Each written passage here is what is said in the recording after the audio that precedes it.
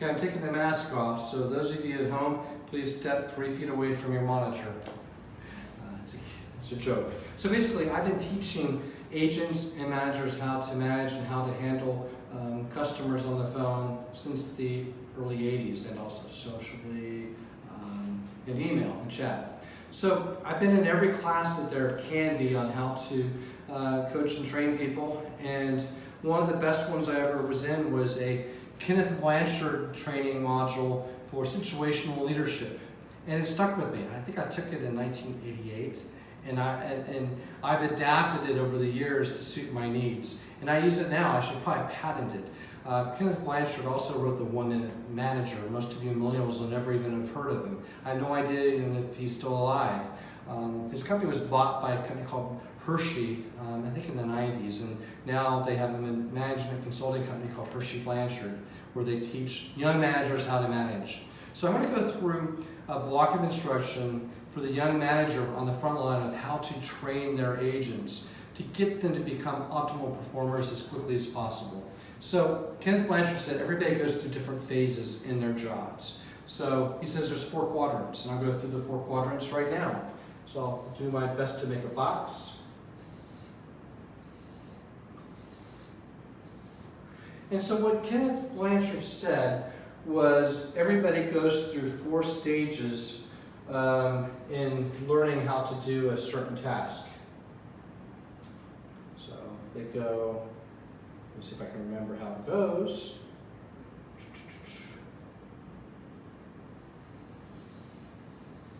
I really messed it up. I don't think that's the way it goes, but basically, quadrant A, quadrant B, quadrant C, and quadrant D. So the first quadrant, they're an enthusiastic learner, first quadrant. They're just learning.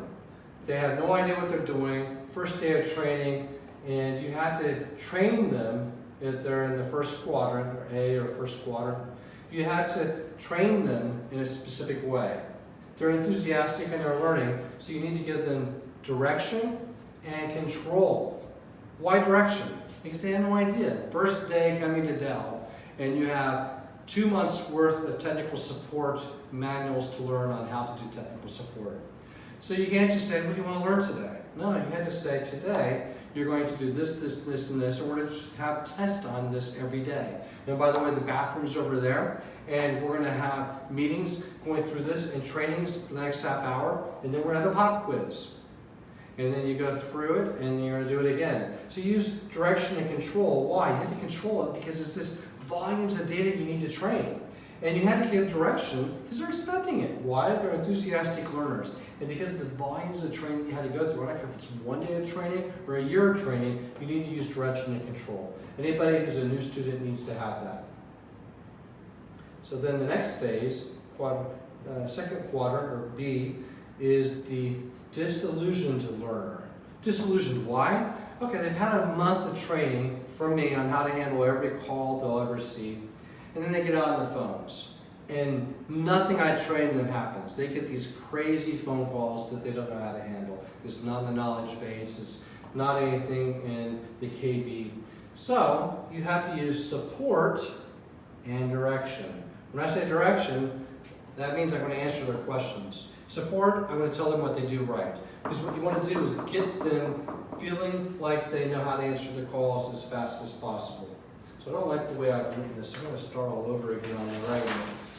But basically, we want to get people to be optimal performers as fast as possible. So basically, we start out with enthusiastic learners, which we just talked about, quadrant 1, and you use direction and control, because there's volumes of stuff to give them. Second phase is the disillusioned learner, and you use direction and support. So how does that work? Let's say you've got 20 people in a training class. You have a training bay. A bay is a call center floor. And what you do is you have one agent sit here and you have 3 agents sit behind them. One agent here and 3 agents sit behind them, and then a coach. Here and here. And basically, you have them take 1 call each. 1 call each. And the trainer or the coach is going to do two things. You're going to write a list for Bobby of all the pluses and all the minuses. They're going to write down everything he did right and everything he did wrong. They're going to do this on every one of these agents, Agent 1, Agent 2, Agent 3, Agent 4, Agent 5, Agent 6. So everybody gets one phone call. This is the training bay. Why? It's a bay. It's shaped like a bay, so it's a training bay. So it's just an area on the floor. So all of the agents go through and take one call each, with all the other agents listening. And the trainer is sitting there taking copious notes and answering their questions and telling them as they go what they're doing right. Why? We want to build their confidence as quickly as possible. So yeah, you did that great. Good job, good job. But don't correct them. Whatever you do, don't correct them. Just keep your mouth shut. And wait for them to ask you for a question and you answer it. So once everybody's gone through, then you bring them back in the classroom. And you go through your list. Without the names though, but you've got a list of about 50 things that they messed up on. You got 50 things they did right.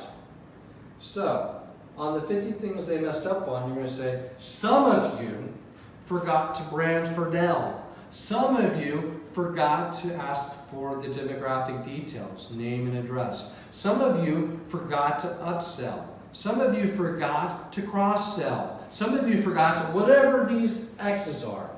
But then the pluses. Muhammad, you did such a good job on the opening here. It was fantastic. Khalid, you did such a good job of showing empathy when that person pushed back. Farhad, you did such a good job of closing and verifying all the information. So what are we doing here? You can see all the things that they did wrong. You're saying generically, some of you messed this up. Why do you want to single them out? Because it's normal to mess up when you first take your first couple calls. It's normal. So don't single them out. You don't want to make them feel any kind of shame whatsoever. But you do want to publicly praise each of them by name in front of their other peers. Why? Because they did something right and you want to recognize it. So that's phase 2. You want to get people out of this as quickly as possible, and you do that by giving them a bunch of support and some direction, answering their questions. Now the next phase is probably the hardest phase. Quadrant 3. The disenfranchised performer. Disenfranchised. Why? They don't buy what I'm saying.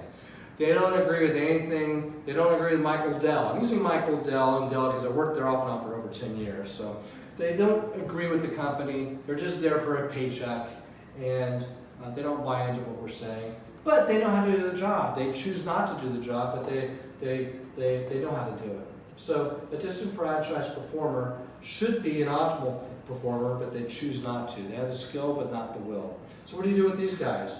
You use control and a little tiny bit of support. How does that look? When you're going through your statistics and see the people at the bottom of the KPRs, the bottom of the key performance indicators list, the people that have low quality, the people that have low performance, low production, they're usually your quadrant 3s, especially if they have over 6 months of tenure. So what do you do with these guys? You smother them. You're going to spend an hour a day for a week with these guys. You're going to sit with them. You're going to first sit side by side. You're going to sit there with let's see, this will be Daryl.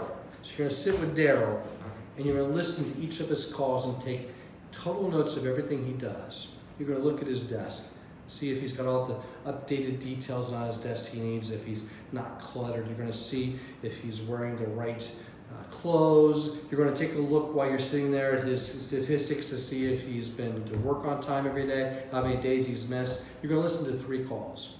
And you're going to tell him what he does right, but you're also going to tell him on the spot, don't forget about this. Now, he's going to be doing his best to impress you and do a good job because he's sitting there with you and he knows, something's up. He's sitting with me, not just for 1 call, but 2, 3, 4 calls, and he's taking all these notes. This must be important. So, you're going to compliment him on anything you can find right, but you're also going to hold him accountable for anything he does wrong on those phone calls. And you're also going to, in between the calls, say, you know, you've had this attendance. It's great. Good job. You've been here every day on time for the last 2 months, except for on Tuesday the 12th. You've made it back from your breaks on time every day except for these 2 days. You've only been late on one day, on the 14th. Good job. Or you're going to say, you know, you missed these 18 days. You're going to need to correct this. So whatever his performance is, you're going to go through painful detail with I think we said Daryl. You're going to go through all the detail of everything Daryl's done, good, bad, or ugly. But wait, you're not done. And this is Monday, first day of the week, or Sunday if you're in the Middle East. So then you're going to go back to your desk and you're going to put on your earphones. You're going to monitor Daryl. You're going to listen to 3 more of his calls and hear how he does. And I guarantee you, Daryl is not going to sound the same. So now you're going to go back with a little bit of sense of humor and sit next to him after those 3 calls and say, Daryl, I'd like to go through these 3 calls I just listened to. Let me make sure, is this the right extension, 112? It seems like the tale of 2 agents. It doesn't even sound like you. I want to make sure I got the right extension. Why? Because on your scorecards, when I sat next to you, you got an 84, an 87, and a 92 out of 100.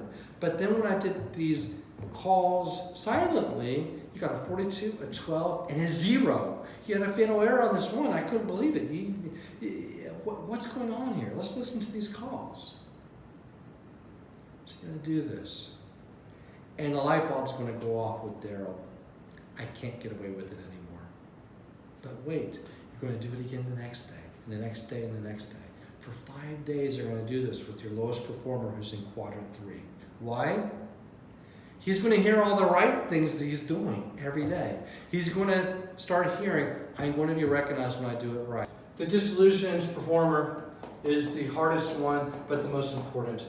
If you, after 5 days of doing this, they're either going to be quitting, which would be a positive attrition, or they're going to realize they're going to get positive attention for doing it right, and they're going to realize that they can't get away with it anymore. So you'll either be able to turn them into an optimal performer after 5 days, or they're going to quit. Either way, good for the company. So you use development and delegation for the optimal performer.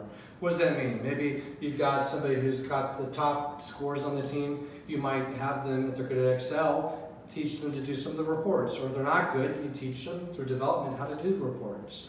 Or you might have them do surveys of some sort, something that's different, or a presentation in PowerPoint that you need to do. Anything that you need help on, you try to bring them aboard to have them help you. The other thing is, remember, whatever you assign them to do, they immediately move into quadrant 1 again. In other words, they're doing something they've never done before. So for that new task, you have to use direction and control and teach them exactly how to do it. So in recap, there's 4 quadrants. People go through 4 stages. They're enthusiastic learners when they're first learning a new task. They become disillusioned learners. Imagine the first week of taking phone calls. Sometimes they become a disillusioned performer. I know I do sometimes, and I had to kick myself to get out of that quadrant 3. And then quadrant 4, your optimal performer, where you want to develop your future leadership through delegation and through development. So that's Situational Leadership by Hershey-Blanchard. I hope it helps, and good luck to you.